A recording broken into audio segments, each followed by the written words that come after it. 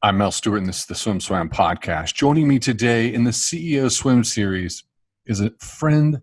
It's an old friend, man I've known for a very, very, very long time. And I know you're going to love him because I love him because, his core values are the same as his company's core values. He embodies this. He wants to simplify swimming. He wants you to swim better. He wants you to swim as long as you can, maybe even for a lifetime. Ladies and gentlemen, we have CEO and founder of Finis, John Mix. Hi, everybody. Mel, thanks for having me on.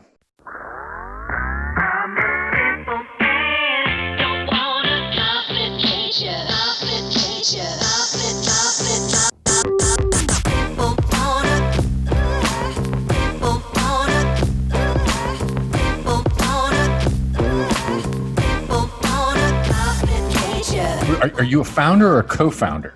I'm a co-founder. We gotta get that straight. I don't want to mess that up. I'm a co-founder too, and I've said founder, and someone said, "Hey, buddy, you're not a founder. You're a co-founder."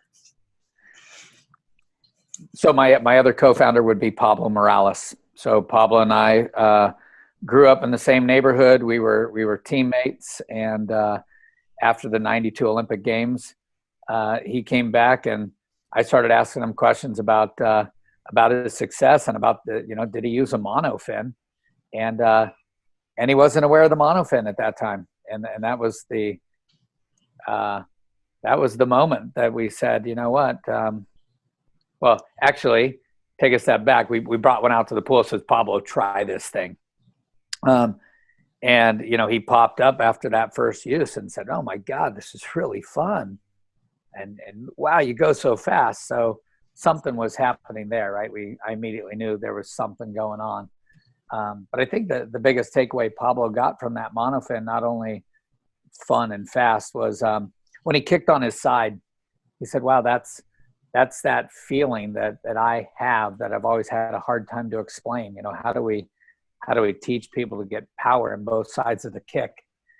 And now I had something that it was fun, it was fast, and you could learn something. And we just said, hey, let's start a company, and it won't be our day job. We'll call it a hobby. And then that's how Finis started. Let me paint a picture for our folks. A lot of people we got a lot of coaches, a lot of parents, some young kids drop in on the podcast, but let's paint a picture that you guys might appreciate. I was a witness to this. I'm a peer of Pablo's. He was my hero, and then I was on some national teams and Olympic teams with him. Swam in some Olympic finals with him and lost. But John, when he was younger and much more handsome, and Pablo were on deck. I remember I think it was Indy. You were on deck and you brought out this monofin, and I was like, what is this? What is this thing? But no, it was like you both said, you got to try it. You got to try it. And it was massive. So, yeah. So did you create the monofin? I mean, it looked like something that prototype looked like something that was built in a garage. We originally built them in our garage. I mean, until so yes, I was building the monofins in the garage. The way it came about is I was exposed to the monofin while playing some water polo in Europe, 1987. It was on pool decks. It was commonplace. I'd go to pool decks and I'd see these big giant monofins, and I inquired if I could just try one day, and I tried it, and I thought, wow, this is really, really fun and interesting. It was fast. And so I came home from that time in Europe and finished up school in Santa Barbara, and I started looking up patents, and I'd brought home a monofin with me. And in the back of my mind, I always thought, maybe there's a time and a place that, this would be something we could bring to the world. I didn't even know, was it for swimming? Was it for what? In Europe, it was predominantly used for free diving and for a sport called monofin racing. And I want to give credit to David Burkhoff. I think is the first person who really, he trained with a monofin extensively before '88. And when he raced in Seoul and he did most of his race underwater, it's because he was training with a monofin. And he pops up for a couple strokes before that turn, and the whole world went like, "What's happening?" And that's why I thought by 92, Pablo would have had exposure to it. But he hadn't. And when you win gold in Barcelona in the 100 fly and the dolphin kick and the monofin, and he wasn't exposed to it, it seemed to me like this is something that we needed to bring to the world of swimming, and try, we continue to learn so much with it, right? So today there's a lot of different safer, smaller, affordable versions that we didn't have back then. And there's just a lot to be learned with the underwater work with the monofin. If anyone is the underwater dolphins, the fifth stroke, and I tested you forced me to test this product back in 92, and I did, and I think I had the same reaction that Pablo had. But there were two things that came to mind. It was immediate. It was that it forced you to use your up kick, and it also, I'm like, my ankles were already flippers; they were super loose, and which you have to have. It is the secret ingredient to being a faster swimmer, and this also worked your ankle flexibility, and so I thought it was a really interesting innovation. And I'm going to get into Finis. I want to get into the company. I want to get into what's your life's been all about. But I do want to say this: it is that was an unusual beginning, and I feel like it was a historic moment in time, because I think that product's been transformative.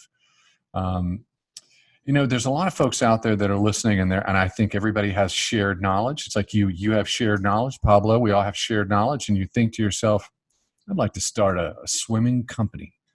And John, I'm the same guy. I wanted to do it too. Before SwimSwam launched, I talked to my wife about it. She talked me off the cliff. I think it's a very romantic idea, and you feel like you understand it, but I have a feeling it's harder than people realize, and it's a challenge, one you have to be passionate about, and one that I think that you've explained to me over the years is you got to be pretty sophisticated. So, are you as smart as you look, or? So just tell them then, give our audience an understanding of, you had a monofin. How did you what was that development phase from going from the monofin to this company now that is known as a global brand? I did it with the people around me. So in the very beginning, so we honestly it was a hobby. Pablo and I had our day jobs, and we were 4 years into the development of the company before we quit our day jobs. So it went from a monofin, and I think that's what kept it fun, right? So there wasn't so much stress, like we've got to make this a success. We said, let's, after the monofin, we said, let's, in this sport called monofin racing, in the longer races, they just take a plastic tube and they stick it in their mouth, and there they go. And, the first snorkels that Pablo and I built, we did exactly that. We put a hot Teflon rod down a sprinkler pipe and put it in a jig and bent it around, and we started selling bent pieces of sprinkler pipe. It was called a snorkel. And before we knew it, 2,000 or 3,000 snorkels. We applied for a patent, and we had the luxury of being the only people with a snorkel for quite some time. But even with the snorkel, it was still a hobby. And then, one of the, as smart as the people that we surrounded ourselves with. So the early days, Richard Quick and Nort Thornton were our biggest mentors. We would spend time on deck with them, talking about what problems are we trying to solve. Like, this was just for fun. We have a day job, don't worry about it. So there was no stress to figure it out. But the original hip rotation products, both the Tech Talk and the Hydro Hip, were derived from conversations with Nort. He says, John, we've got to teach people about the proper timing of the hand to the hip snap. And it was actually at the 96 Olympic Games, members of the British team, there were probably 3 or 4 international teams that showed up in Atlanta with our snorkel and our monofins and a couple other products. And that was the moment I said, you know what? I think I want to quit my day job. I mean, swimming's way more fun. So all of the products that we've developed, it's not from me. It's from listening to the coaches, to the swimmers, to the people, and really taking our time to figure out how can we embed that into something. So it was always just kind of a fun thing. I didn't dream that it would be what it is today. When you just to let our audience know that we have really one big moment a year where the entire market comes together on the business side, and that's the ASCA World Clinic, and that in the United States. And when you go to this convention, it's for coaches, but there's a lot of companies there that interface with the coaches, and it's a very social atmosphere. Finis has the biggest. You have a great presence. You bring a full team. And it seems like there's a lot of joy there. And seeing that and seeing how you work on the marketing side, it seems to me like the creativity that you bring to Finis is really where your joy and passion is. How accurate is that? Yeah, again, I guess I'm surrounded. I was never a great swimmer. I was a good swimmer. I enjoy swimming way more today than I did when I was younger. But we've got a lot of people on our team, people at Finis that grew up and they swam at a collegiate level or at a national team level. Olympic swimmers, Ross Davenport's part of our team. He swam in 3 games for the British team. So I think there's just crazy passion about, like, we really do love what we do and why we do it. And so we do say, let's kick it up a notch. That comes true in our product development. It comes true in our marketing. I'll share a little secret that I share with our staff. There's a small little book, and it's called 212 Degrees. And I tell people, I said, read this, because when it comes time that we're going to make something or put something in the market, it better boil. Okay, so the short story is, what 211 degree water is? It's really, really hot water. And that's what it is. And at 212 degrees, it boils. And we create steam. You can move a locomotive. I mean, like, magic happens. So that's what I push our team to do, is if we're developing something, keep looking at it until it boils. We don't need to come to market too soon. That's, so it's easy to look and then just, until it really, when it boils, it, and the customers are going to know it. So that's something we push. That's okay. So that's a book that I haven't read that I have to read. Shame on you for not sharing that in our endless talks that we have. I guess you're not trying to give away your secret weapon. You did say that's private and internal. 212 degrees. I love that. But before we're not trying to pitch a book here, although I'm going to read it. If you're at your desk or you're in a place where you're listening to a download, pop over to, if you never have, shame on you, but you need to pop over to FinisSwim.com, FinisSwim.com, and you're going to understand Finis, because it's all about design, presentation, vision, and investigate the site while we're having this conversation. This is what I want to know from John. John, I know you went from this being a hobby to cutting the cord and going, okay, I'm going to jump off the cliff. And I understand where your head's at now, but share with us. There are a lot of entrepreneurs out there where, talk to us about the fear that you felt in that moment, or didn't, and what those next years were like. Wow, that's a big one. Hey, first I want to make a note that you mentioned, hey, jump over to our site. During the month of October, if you put SwimSwam in as a promotional code, you'll get 20% off your order. And that way, if there's something on there that you haven't tried or you'd like to try, check it out. Um, Gosh, what was it like? It was horrifically scary, Mel. My wife was pregnant with our first child. I was leaving a high-paying job. Um, so I think, but but what happens when nerves, right? It's no different than the athletes before they get up and race. If you've got jitters, you're probably going to swim pretty good. If you're not nervous, then are you really clicked in? So I think at the moment that I took that leap and said, I'm going to do this, um, I did not keep the same pay rate. I went to a whole different, back to college pay rate. Um, but I had that nervous butterflies in my stomach every single day saying, I got to make this happen. I've dove in.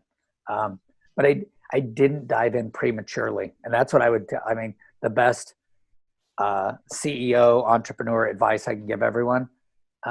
Don't cut the cord too early. Go fake it till you make it. I had a staff of 5, and so I was covering other people's payroll while Pablo and I worked our day jobs. And Pablo and I were putting money into the company to make this happen. I would have the woman answer the phone, and it didn't matter who called. It could be Richard Quick who called, and the gal in the office was Rose, and she'd say, Richard, John's not in at the moment. Let me get him a message, and he'll get back to you. And it wasn't that I wasn't in; I wasn't even there. But Rose would contact me and say, "Hey, John, Richard called," and I'd find time to put a call back to Richard. So,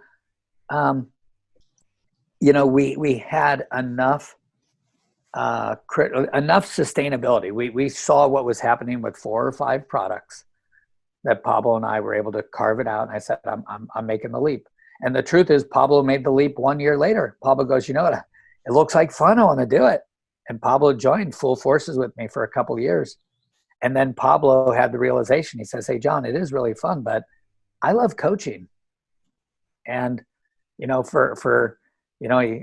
has his law degree. He tried some law. He tried some finesse. But the bottom line is he wanted to coach. And so he took that leap of faith too. He says, "Hey, I'm here as your co-founder, but I'm going to go coach." He's happy. So you got to do what makes you happy. If you do what makes you happy, then that's a huge part of the success. We've experienced that too. We had a co-founder, Garrett McCaffrey, who I absolutely love. And he's like, "I'm going to go coach." And when someone says that, when they're following their passion, it's that pure, they got to do what they got to do. When I think about Finesse, and I do think about the Monofin, I do think about the Genesis, I do think about the snorkel, and because these were transformative products in our sport. And you can build a business off of that. What's been transformative for Finesse after those products? What's been like, wow, eye popping, like this is hitting it. Coaches get it, swimmers get it, they're adopting fast. What were the next products that got you on the way to becoming this world-class brand that you are?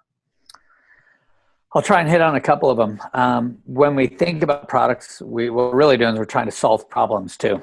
I know it doesn't really mesh with all of the competitive swimmers of the world, but there came a time in my life where I was swimming and I was getting bored out there.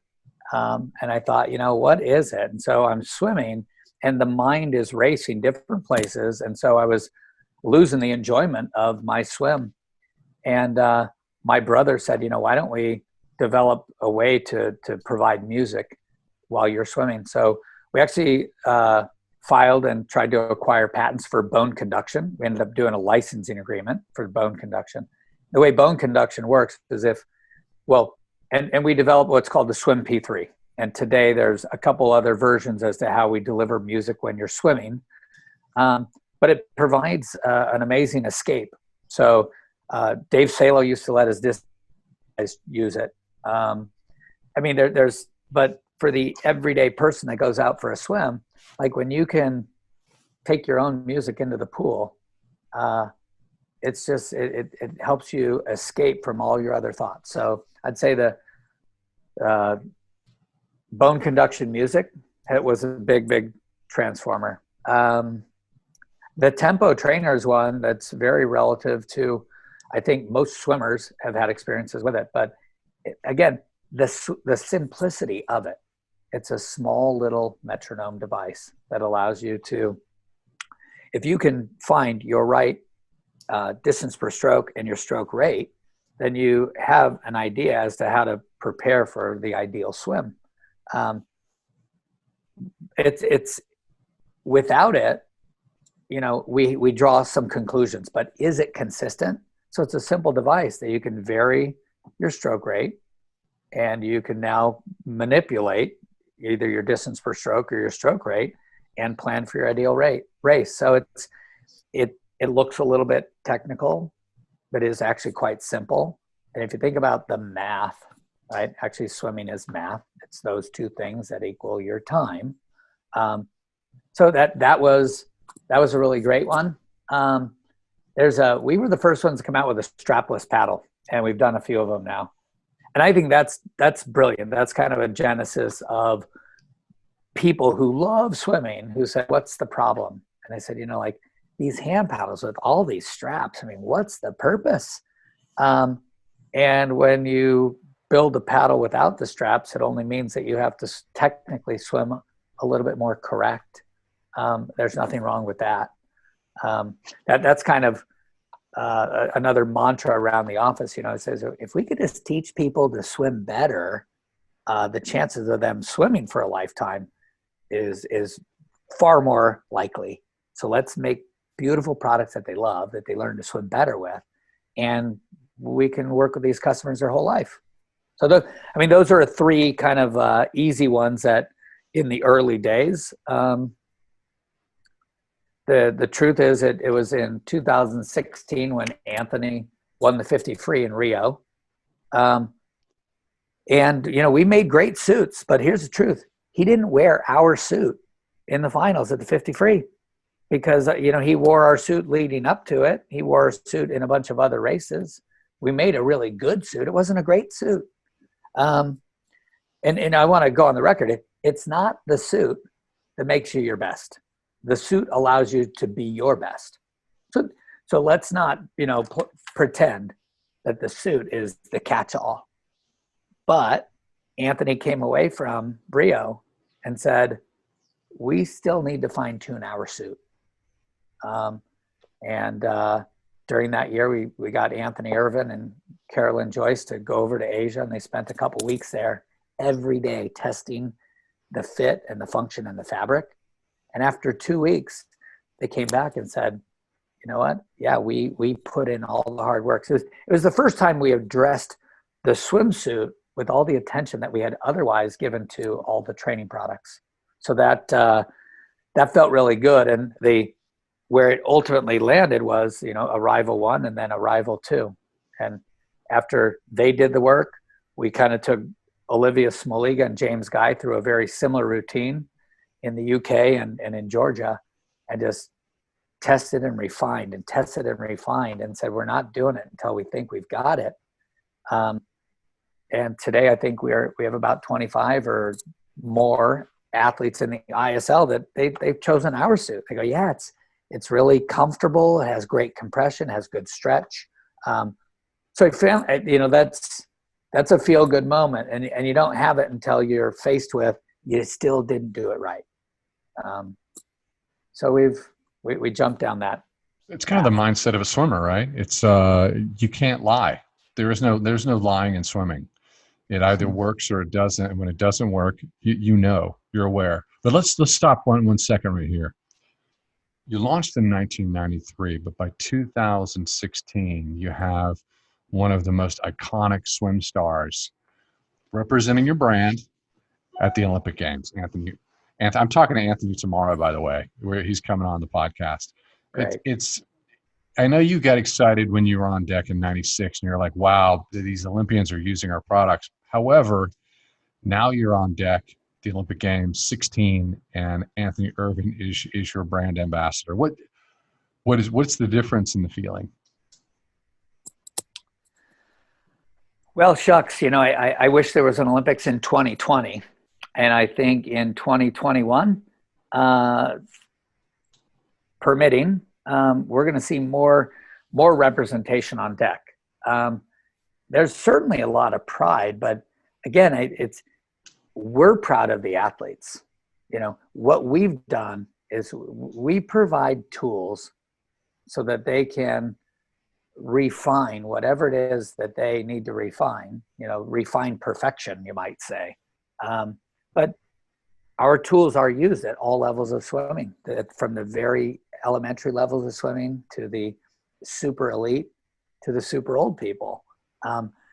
So we make tools that they use. So I think that the real pride is to look out there and think that there's probably a lot of athletes out there on deck at the Olympic Games that are using our products in their training.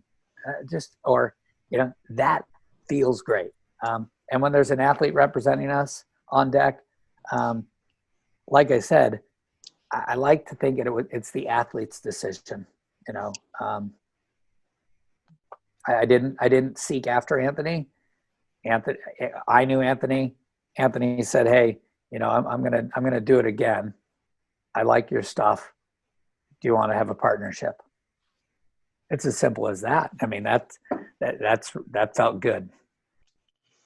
We're winding down to about our last 8 minutes, and I just wanted to, I have insider information because we are partners, full disclosure, but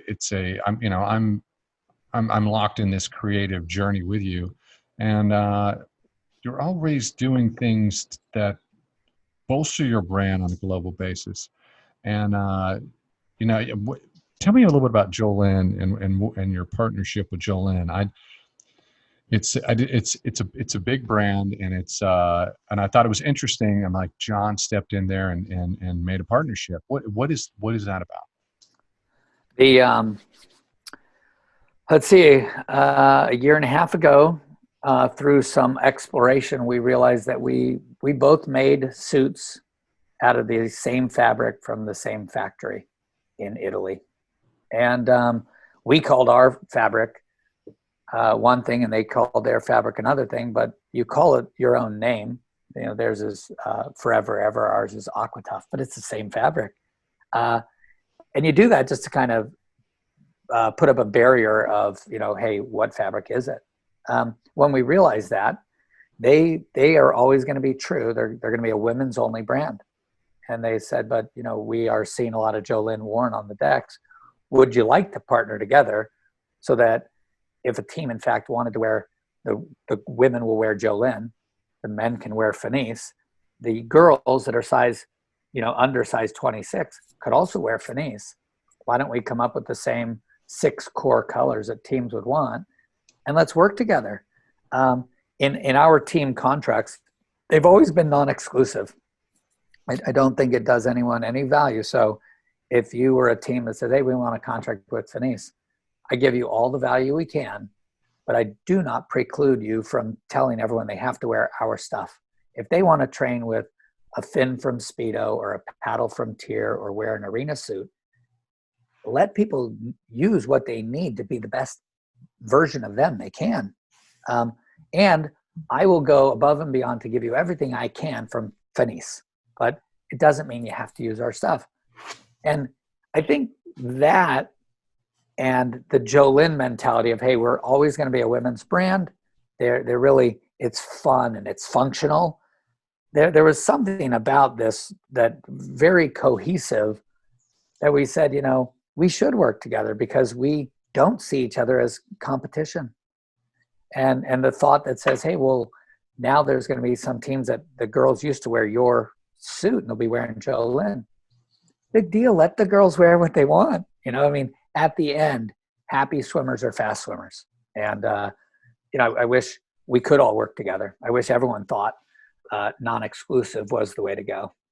I think you're the only company in swimming who does that. I don't think anybody else does that. Just let our listeners know that this is an outlier philosophy, and but it's better for swimmers. It's better for teams. And bringing it back to Jolene. Jolene was a they burst onto the scene, and you saw, even if athletes were under contract with a lot of other brands, you'd see them warming up in Jolene. You would see them at the beach in Jolene. You would see them working out in Jolene.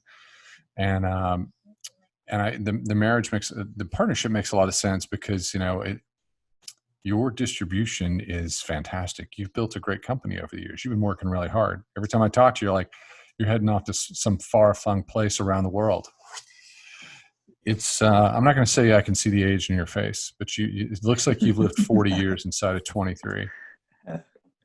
Thank you. You're a hardworking man. We do have really good distribution. I'll admit, I think from the early days, Pablo and I put it on the early roadmap. We said, if you're going to actually be a brand, swimming is such a niche that there's no reason why we can't open ourselves up and make sure that we're accessible everywhere. So we really made an effort to build that, and found great partners around the world. So our products are very broadly available around the world. What's a market that really excites you? We're in SwimSwam is in India. And a lot of people are like, what are you doing in India? And why do I keep seeing this Indian marketing? And I'm like, in terms of education, they love swimming. And it's a different market, but it's a big market. Where is Finis going? Well, I'll piggyback that one. I love the market in India. They're an emerging country, and people need to learn how to swim. Learning to swim is a life skill. And once you learn it, you can do it your whole life. So we have a great distribution partner in India. And I speak with coaches and organizations in India that are saying, we want to educate. And I think what's nice about the culture of India is, let's not just educate the coach, let's educate the coach and the kids. Let's educate everyone, and let's all learn from one another. It's pretty unique to the world of swimming is just how much coaches do in fact collaborate with each other, sharing, drills and because it's about bringing out the best in swimmers. Before we wind down, I need to know this. Smart goggles, this has been coming, this has been in development for years in the background. And I know that you keep your ear to the ground because you're always looking at new technology that's emerging. And it seems like a lot of smart goggle tech is starting to be birthed into the marketplace. Where are you with smart goggles, and what are you excited about? Yeah, that's something. If people log on to our website, you will see a picture of our smart goggle that's coming out, and it's going to be available. In reality, probably January. The goal was have it out for the holidays. You don't rush something for the sake of making a Christmas present. So before I tell you about the product we're doing, I'll let you know that probably 10 years ago, we tried to build our first one. And when it was done and we spent a lot of money and the engineering team came and showed it to me, we had engineering team in-house and we had a group that we worked with overseas. And that overseas group gave us that first sample. And I thought, oh my God, no, shut the project off right now. People will never swim with it. It was a big, bulky. So I don't care if you could see the information or not. People care what they look like. You don't want to stand out. I mean, that would have been fine to wear, sitting on the couch and playing virtual reality game. So we shut it down a while ago. But the current smart goggle, we're doing it in partnership with a group called C. And that C would stand for coach in your eye. But the simplicity of it would be is our smart goggle has the module that pops into the peripheral vision of your left eye. And therefore, when you're swimming, you're still looking and it's just you and the pool and the black line and the water and everything else around you.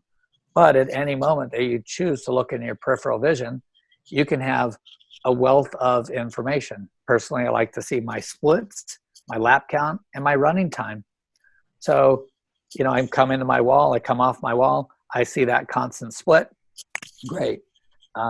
If I had selected on my phone that I also want to be given my lap count with any kind of frequency, maybe every 4 laps, it's giving me my lap count, or a running clock. So it's I think it's going to be one of the best products we've ever done.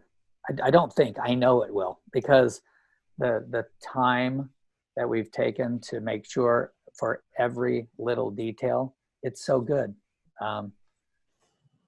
It's a beautiful product, and it's just providing people with information, right? So if you don't want the information, you don't have to see it. You can wait till you get out of the pool and just have all the information in your phone. It'll give you your stroke count, your splits. It'll give you everything about your swim to look at later. That's the simple beauty of it. It's just a goggle. I'm sitting here watching Anthony Irvin, Tony Irvin swimming on your website. So if you're at a computer or your place where you're listening, and you can pull this up, it's fenice.lane.vision, fenice.lane.vision. Yeah. And the interesting thing is that yes, this is a tool for swimmers. It's a tool for coaches as well, but it's also you're in the data business, buddy. And Lane Vision is different, right, Mel? So Lane Vision is the software program that we worked on that with Natalie Coughlin and her club. And, it allows you to take your smartphone or your iPad, and you film your swim, and it has automated stroke detection.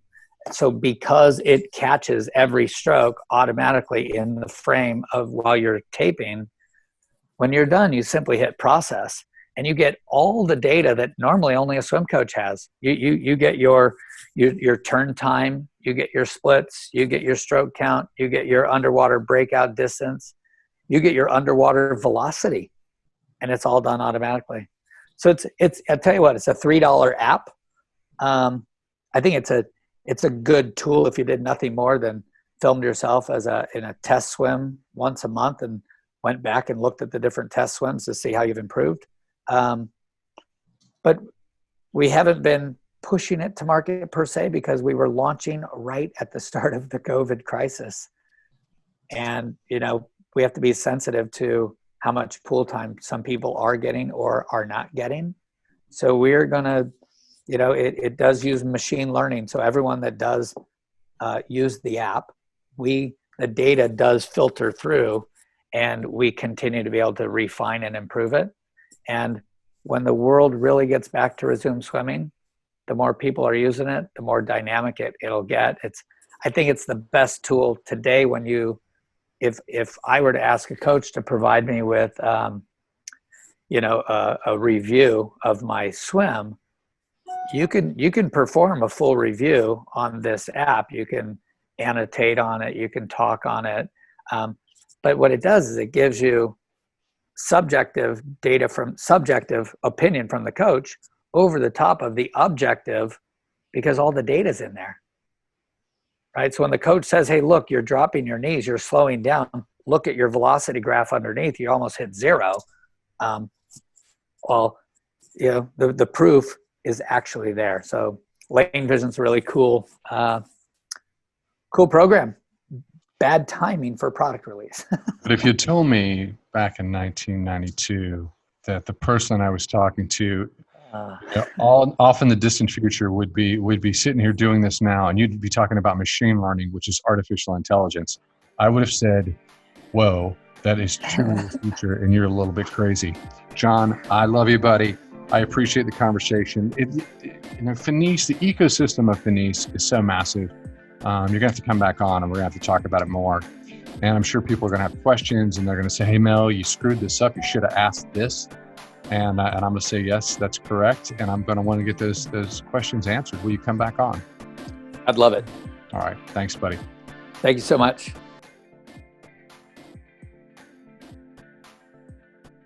You've been listening to the SwimSwam Podcast. Stay tuned for new episodes every week.